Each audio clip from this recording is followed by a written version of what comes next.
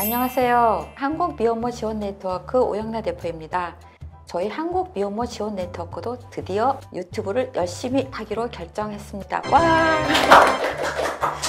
자, 그래서 저희가 그동안 지원했던 내용 중에서 아동의 출생신고를 내용으로 3번에 걸쳐서 유튜브를 찍을 건데요. 오늘 그 첫 번째로 미혼부 자녀에 대해서 오늘 이 자리에 미혼부로서 사랑이법을 만든 분이죠. 세상에서 제일 좋은 아빠의 품 김지한 대표님 나오셨습니다. 안녕하세요. 네, 안녕하세요. 네, 대표님 저희가 만난 지도 꽤 된 것 같아요. 예, 벌써 한 6, 7년 된 것 같습니다. 네, 한국 미혼모 지원 네트워크는 미혼모만 지원하냐고 물어본 분들이 계셨어요. 그래서 저희가 아닙니다. 저희는 미혼부도 지원합니다 라고 말씀을 드렸고, 특히 우리 미혼부 자녀들은 출생신고가 어려움이 많았기 때문에 좀 출생신고 관련해서 계속 같이 의논하고 토론회도 하고 법률적인 것도 하고 그러면서 몇 년의 세월을 훌쩍 보내왔던 것 같습니다. 미혼부 자녀가 출생신고가 어렵다라고 이야기를 하면은 그거 아버지가 가서 신고하면 되지 여기 뭐가 어렵냐고 이렇게 말씀하시는 분들도 아직까지 많이 계셔요. 대표님, 네. 미혼부 자녀 출생신고는 왜 그렇게 어렵죠? 법이 근본적으로 이거를 확인을 꼭 해야 되겠다라고 하는 부분이 있는데 예. 그 부분이 지금 이 아이의 엄마가 누구냐, 그리고 아이 엄마의 혼인 유무가 어떻게 되는지를 확인하고 싶어서 그런 것 같습니다.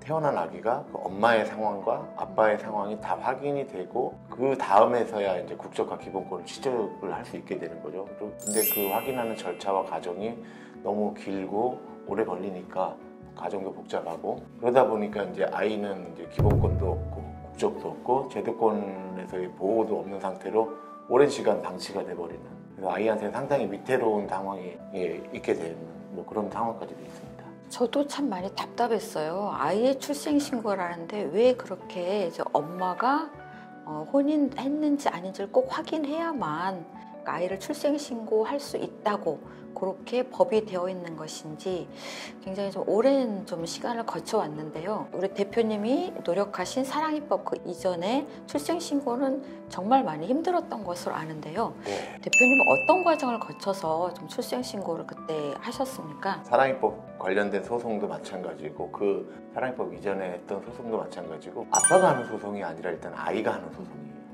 근데 이 아이는 법적으로 친권자나 이렇게 대리인이 없다 보니까 가장 먼저 내가 소송을 2가지를 진행해야 되는데 이 2가지 소송에 대리인이 또 누가 될 것이냐를 또 허가를 받아야 돼요. 이 허가 받는 것도 일종의 소송이더라고요. 첫 번째 그 소송은 본인의 성과 본을 창설을 하는 거죠. 여기가 지금 마포구에 있으니까 예를 들면 마포 김씨 하나를 시조를 만드는 거예요.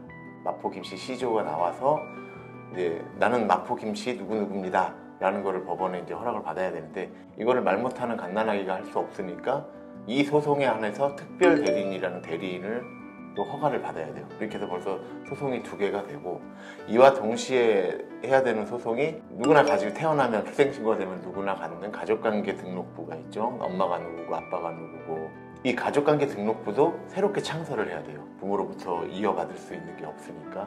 그래서 성과 본을 창설하고 가족관계 등록부도 창설하는 이 2가지 소송을 해야 되고, 이 2가지 소송에 대해서 각각 특별 대리인을 또 허가를 받는 그 소송을 해야 돼서 총 4번의 이 허가 신청을 받아야 하고요. 그 4번의 허가 신청이 다 끝나면 그 나온 결과를 가지고 인지청구라고 하는 절차를 거쳐서 다시 그 아빠와 아이가 한 가족이 되는 그런 또 절차까지 해야 돼서 이렇게 법원에서 하는 거, 구청에서 하는 거 정말로 너무 많이 복잡하고 오래 걸리는 그런 절차가 있었습니다. 정말 보통 사람은 이렇게 말만 들어도 정말 너무 어렵고 복잡한 절차구나 이런 생각이 들어요.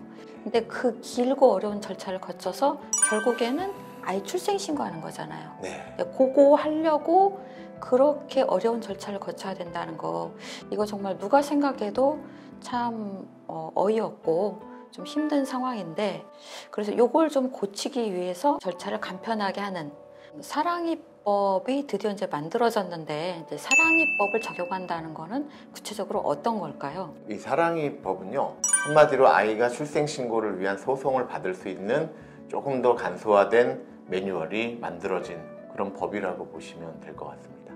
근데 사랑이법도 어차피 법원에 가서 재판을 받기는 해야 되는 거군요. 예, 그것도 마찬가지로 아이가 받아야 하는 재판이고요.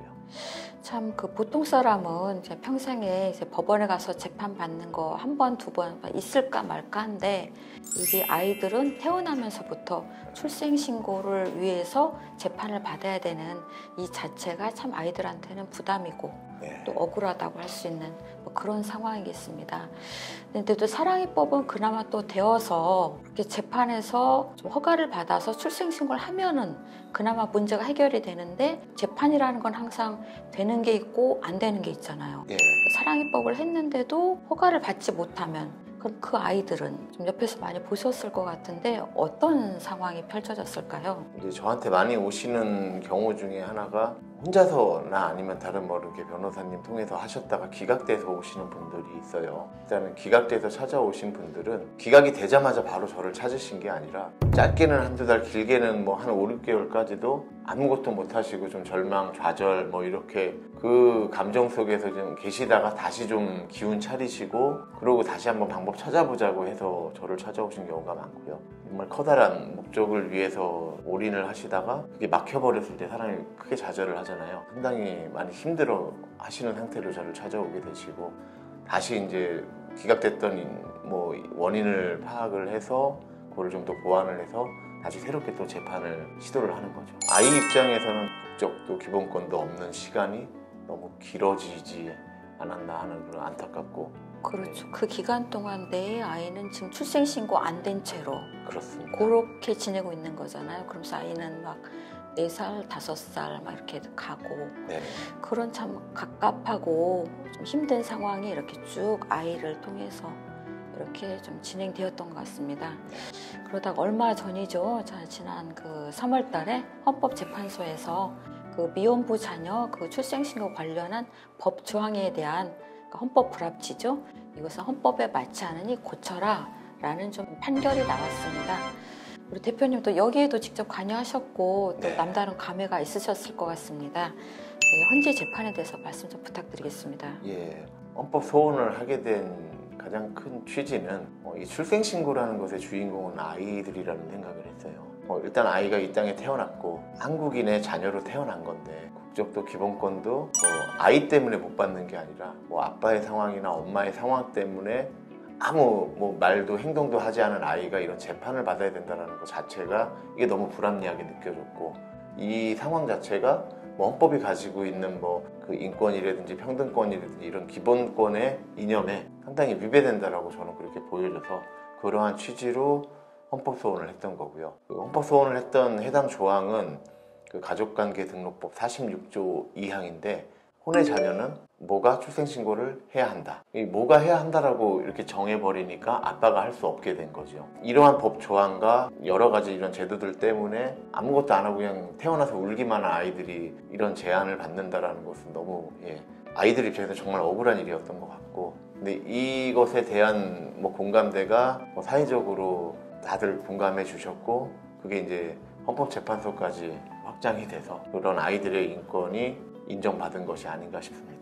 그래서 이번 헌법재판소 판결에서 그 아동의 출생 등록될 권리가 기본권이다. 이렇게 딱 명시를 했고요. 이만큼 우리 사회가 아동의 출생 등록될 권리에 대해서 조금 좀 발전적인 그런 생각을 가지게 좀 되었던 것 같습니다. 앞으로 좀 법을 개정해야 되는 문제가 좀 현재 남아 있는데 이것도 좀 조속한 시일 내에 좀 해결이 되어서 우리 아이들이 좀 출생신고에 어려움을 겪지 않고 출생신고 될 수 있기를 정말로 바라겠습니다. 아직도 뭐 법이 바뀐 건 아니니까 미혼부 자녀 또 어려움을 겪고 있는 우리 아빠들 있으면 대표님한테도 연락을 많이 주시죠? 네, 뭐 이번 달만 해도 벌써 2분 연락이 왔었어요. 그 2분은 출생신고 도와달라 연락 왔었고 또 한 분은 출생신고가 됐다고 너무 고맙다는 뜻으로 이렇게 연락도 오시고 꾸준히 연락을 오고 있습니다.